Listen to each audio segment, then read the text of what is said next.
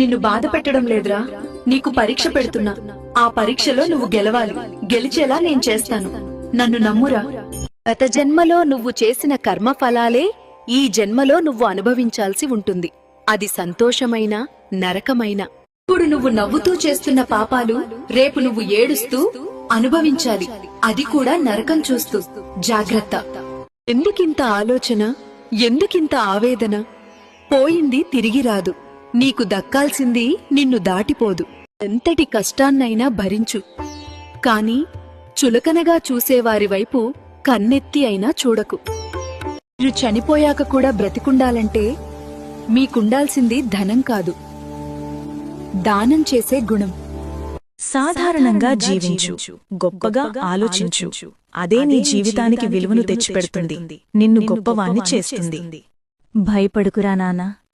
నీకు ఈ కనకదుర్గమ్మ తల్లి తోడుగా ఉంటుంది.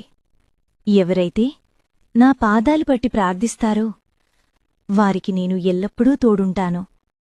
కొంతమంది వ్యక్తులు మీ జ్ఞాపకాల్లో మాత్రమే ఉంటారు, మీ జీవితంలో కాదని గుర్తుంచుకోండి.